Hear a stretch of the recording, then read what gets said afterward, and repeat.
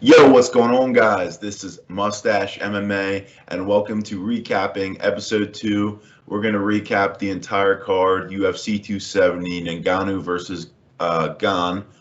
And yeah, we're going to go through my results first, too. So let's get into it. All right, so not a great showing for me. Went 5-6 on the overall picks for the breakdown.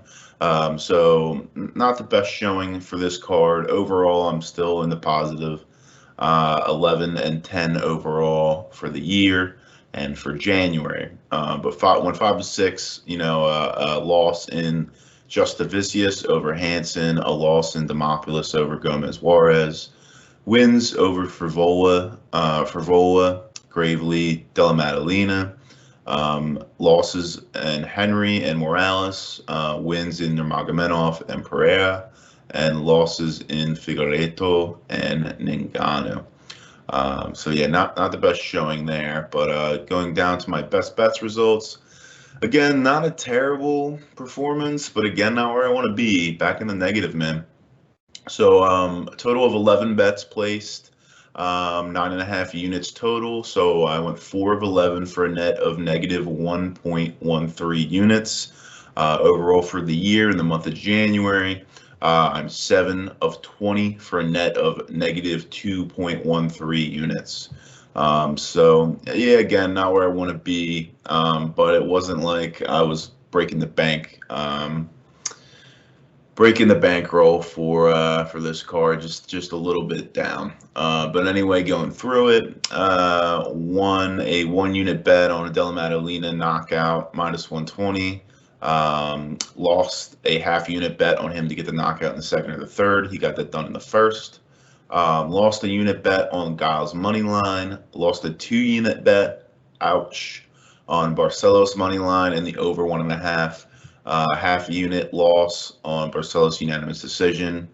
A 1 unit loss on Nurmagomedov decision. He got the first round submission. A half-unit win on a Pereira unanimous decision at plus 250. A 1 unit win on Moreno Figueiredo to start the fourth round. And a half-unit win on a Figueiredo decision plus 500. That one saved me a bit of a big time negative loss for this one. But so yeah, not the best results for the best bets, but again, not terribly in the negative. Moving on to the parlay plays, this is where I continue to have a little success, especially in those even money parlays. I'm 4 for 4 on the year and in the month of January for the even money parlays. But anyway, I went 2 for 6 for a net of plus 0.61 units. Overall for the year and the month of January, I am 4 of 12 for a net of plus 4.24 units. So positive on this one at least. Going into the actual parlays. So a 1 unit was won on essentially Moreno Figueiredo to start the fourth round. Topuria inside the distance was voided because that fight was canceled. Excuse me. The other one we had was also a win. Gravely TKO decision and Pereira TKO decision, plus 132. They both went to a decision, so that was a win. Juicy parlays. Barcelos money line and over 1.5, and then the Gane money line and the over 2.5. Both these guys lost, didn't matter, but the overs did hit. And then another loss, Della Maddalena knockout that hit, but a Giles money line lost, and a Nurmagomedov decision also lost. Long shot parlays, Barcelos unanimous decision, he got the L. Pereira unanimous decision, he actually did get that, so 1 of 2 legs there. And then another voided leg with a Topuria knockout in the first or second. That was voided. And then Gane with a knockout in the third, fourth, or fifth round, which obviously did not happen. He ended up losing his bout by decision. So yeah, continue to have a little bit of success in the parlay plays, but the best bets and the breakdown did not fare so well this card. But yeah, let's go ahead and get into UFC 270, man. honestly, overall, pretty good card. A lot of pretty decent fights. Although there weren't, high-level names except for the two championship fights. The fights were exciting, and we saw some action. So let's get into it. Jasmine Jasudavicius versus Kay Hansen. Kay Hansen really couldn't handle her size, couldn't handle her weight, and Jasudavicius just kind of bullied her around with her wrestling and was able to really control her on the ground successfully. Kay Hansen just couldn't get up when she was on the ground. She couldn't even throw up submissions off her back, really. She didn't have too many really great attempts. And Jasudavicius was able to hold her there, get a little ground and pound in, control time, and win on the judges' scorecards. I mean, Kay Hansen was probably doing better on the feet here, but she just couldn't keep it on the feet for the first 2 rounds. I think she wanted to probably get it on the ground herself. But, it didn't go that way. Jasmine Jasudavicius, just way too much for her. Kay Hansen coming up a weight class here and just not getting it done. So good on Jasmine Jasudavicius getting her win in her debut. Moving on, Vanessa Demopoulus versus Silvana Gomez Juarez. This one killed me because I had Gomez Juarez, and she dropped Demopoulus hard in the first round. Hard. And, she went in to try to finish her off with a ground and pound. And she just had zero fight IQ. She stayed in her guard. That was the only way Demopoulus was going to win, was by a decision, a submission, or get control time on the ground and grind to a decision. So her grappling was so much higher level than Gomez Juarez, and yet Gomez Juarez had the stupid fight IQ to go into her guard and stay there. All right, I understand you knocked her down. Go for the ground and pound finish. Definitely, I'm all for that. But once she is back, in consciousness, and you're not going to get that ground pound, get out of her guard, dude. Like, you're going to get submitted. And that's exactly what happened. She got armbarred from bottom. Vanessa Demopoulus jumps into Joe Rogan's arm. So happy. And I'm fuming because I had that pick on the breakdown. And Gomez Juarez, of course, stupid fighter. And come on, not in the UFC anymore after that. Moving on, Matt Freevola, Genaro Valdez. Called this one with Genaro Valdez. The hype was not real with that 10-0 record. Most of those wins were fake wins. Freevola got the finish in the first round, dropped Genaro Valdez like 4 or 5 times with his strikes. Freevola, not known as much of a finisher, and was able to get the finish. Good on him. His striking was there. They were trading at times, which was a bit reckless for Freevola because he does potentially have some chin issues. But Genaro didn't get the best shots off on him, and Freevola got the best shots off on him. So good on Matt Freevola, man, getting that win. It was much needed for him, I think, especially after the embarrassing showing against Terrence McKinney. And he really popped back here and made a bit of a statement. So good on him. And, moving on.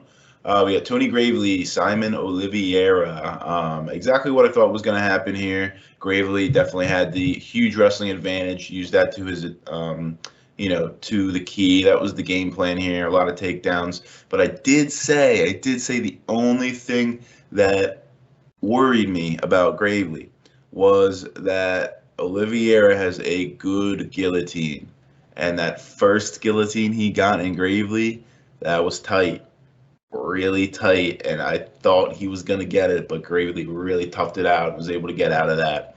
And, Oliveira pulled a couple more guillotines after that first one, but that first one was the tightest of the entire fight. And, after him being able to pop out of that tight one, I was pretty convinced that Gravely was going to run away with it, unless he got sloppy and gave up his neck pretty hard. But good on Gravely, really used his wrestling a lot to get this win. Oliveira didn't look terrible. He pulled a couple good guillotines and from weird areas too.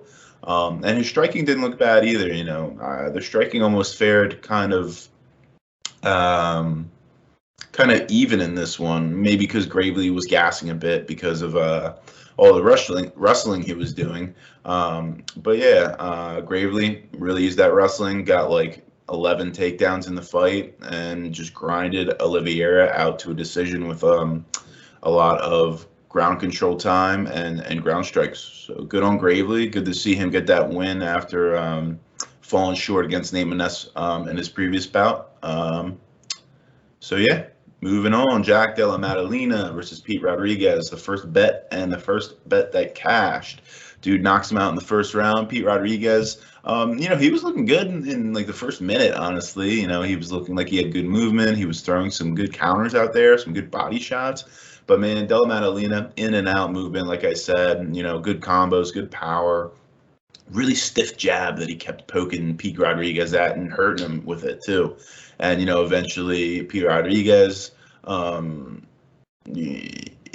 was only the first round, and cardio might have came into play there. It didn't look like he was 100%. And yeah, Della Maddalena, pieced him up and got him out of there. So good on Della Maddalena, good showing against, you should be doing that against the short notice replacement who's 4-0, and his competition is trash. So it's good to see that Della Maddalena did get the first round knockout and the knockout in general. But yeah, I love Della Maddalena. I think he looks really great. I want to see him against good competition and, see if he can get up into that top 15 rankings. Moving on, man, this fight was wild, and I don't know, nobody predicted this one. I want to say less than 10%. Yeah, less than 10% on Victor Henry here, man. Victor Henry defeats Raoni Barcelos by decision, and it was, I think all three judges had a 30-27. I might have gave the second round to Barcelos. I can't exactly remember. I think I gave it to Barcelos, but nevertheless, it was definitely a unanimous decision for Victor Henry. Man, he is not known for his striking. He's more of known for his grappling. And his striking looked really good against a good striker in Raoni Barcelos, man. Victor Henry just threw out a ton of volume, high pressure, high pace, really grinded on Barcelos and put his gas tank to the test. And Barcelos definitely, you could see, was getting tired early. After that first round, he was tired. He wasn't the same. His shots weren't as fast or as powerful. And Victor Henry, like I said in the breakdown, he's got cardio for days, and he really just put it on him and got the victory. And throwing out the volume, just landing, and good in and out movement on him too, and movement in general on the feet, and able to dodge a good amount of Raoni Barcelos' strikes as well. So yeah, huge underdog there at plus about 380, man. So if you guys had him, let me know down in the comments. I'll give you some props. Like, that was a great pick. Obviously not a lot of people were laying minus 500 on Raoni Barcelos, but I think a lot of people did have some prop bets that favored Barcelos. I did expect this one to go the distance, actually, though, because I knew Henry was really durable, but I did not expect Henry to get the win. So, yeah, really good performance by Henry. I'm excited to see who they give him next, because Raoni Barcelos was like a top 20 bantamweight. So let's see where they put Victor Henry next. I would love to see him against a top 15 opponent, man. Moving on. Got Michael Morales, not Marcellus, and Trevin Giles. So Morales gets the first round knockout over Trevin Giles. Man, this one was surprising to me. I thought Giles was a really good dog here. I mean, granted, he was, not the biggest dog, but I think he opened at about plus 130, and he slowly worked his way to a pick'em. But I did really like Giles here. I mean, I favored his striking. I thought his wrestling was going to be able to handle Morales, and it did. Opening 30 seconds, Giles stuns him with, I think, a nice jab. And what does Giles do? He decides to go in for a takedown. Fight IQ wears it out, and that's a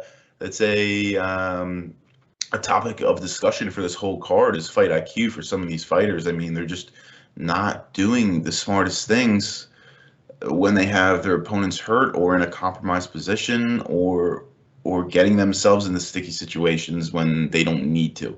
But nevertheless, man, yeah, Giles, hurt him in early, didn't do anything, just tried to wrestle. And then Giles just looked reckless out there with his striking defense. He looked like he was lazy and not focused and didn't respect the power of Morales or the striking, and he got clipped with I think like a hook, and then came in and Morales got another straight shot on him and dropped him. Giles tried to fend off for himself, but eventually Morales just took his back and pounded him out from the back. So good on Morales, man, keeping on that undefeated record, representing Ecuador. You know, the second fighter behind Chito Vera to fight in the UFC out of Ecuador. So yeah, good on him. We'll see where he goes from here. And you know, Trevin Giles coming down the welterweight and getting a loss right away to a newcomer. Yeah, not going to look the best, but you know, he'll be back, and still a good fighter and a really good striker and exciting to watch. So we'll see who they give him next. Moving on, Cody Stamonn and Said Nurmagomedov. Wow, that's all I can say. Who would have guessed a Said Nurmagomedov submission? Again, the last name Nurmagomedov does not mean that he is a grappler. He's a striker, and he gets the submission on Cody Stamonn, who's never been finished in his career, never been knocked out, never been submitted, and yet a striker gets a early submission on him. Yeah, man, crazy. I thought this one was going to go to decision. Said Nurmagomedov throwing heavy early, hit him with a really nice, quick spinning back kick. This dude spins a lot, throws a lot of spinning kicks, right to the body of Cody Stamonn. You know, may have hurt him a little bit, and then Cody Stamonn goes in for the takedown, leaves his neck exposed. Said Nurmagomedov gets like a ninja choke, and as soon as it goes to the ground, it was so tight. Stamonn had to tap or he was going to sleep. Yeah, so really great performance by Said Nurmagomedov. You know, he's probably going to get a top 15 opponent next. So good on him, and we'll see what he does. Moving on, Michel Pereira versus Andre Fialho. This was actually a really good fight, and I really enjoyed it because Andre Fialho looked really good, especially in that early round. I mean, I think Fialho clearly won the first, and Pereira took the second and the third. But Fialho, I mean, he had a good game plan. Pressure, pressure, pressure. Always keeping Pereira moving, always keeping him on his back foot. So yeah, I mean, Pereira kind of struggled with it in the beginning, and Fialho got off some really good shots. And then, you know, second round came and Pereira started to find his groove, and he whooped him up in the second round. I saw they have the little tweets that come up during the live feed, and somebody gave him a 10-8. It was definitely not a 10-8, but it was a dominant and clear 10-9. I don't even think you could say that was really a 10-8. But anyway, Pereira has a dominant a dominant second round, and then has a pretty clear edge in the third round as well. Gets his unanimous decision win, 29-28. You know, good on Pereira as well. You know, he may be looking at a top 15 opponent next as well in the welterweight division. And Fialho, you know, don't count this guy out. And, you know, he looked pretty good in the early going. He does have power. You know, we'll be seeing more of him in the future. Moving on, flyweight championship of the world. Figueiredo gets it back. Do we have to see a fourth fight?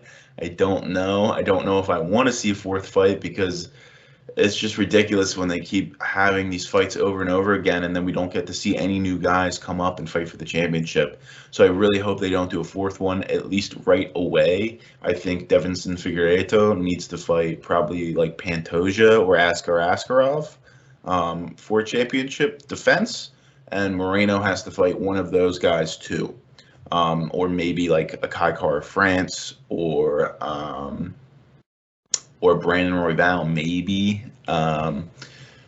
But yeah, man, it was a close fight, and it came down to that fifth round, and I think it was a clear 3-2 win for Deiveson Figueiredo, man. For whatever reason, I think people were complaining about it for whatever reason. But Figueiredo clearly won the fifth. He dropped Moreno in like halfway through the round, and then got some pretty good exchange when they were exchanging the last 10 seconds. Figueiredo, I think, probably got the better of that. And even if he didn't, they were still trading and both landing. And Figueiredo early in the round dropped Moreno. So give him that 5th round when it was 2-2, he wins. So yeah, I mean, great performance by both guys. Deiveson Figueiredo really improved his wrestling, as you can see, moving in with Henry Cejudo. Didn't cut as much weight. He looked like he had more of a gas tank, and he was more powerful too. He dropped Moreno, I think, like 3-4 times, and Moreno's tough. He's not going to get finished, but yeah, good on him. And Moreno, man, it was a close fight, and there was a couple situations where he could have won the round, but got dropped, and ultimately led to his loss. So yeah, a really good underdog in Deiveson Figueiredo if you had him. And like I said, earlier I had him in my best bets plus 500 by decision. I thought that was a golden value right there, and it gets it done.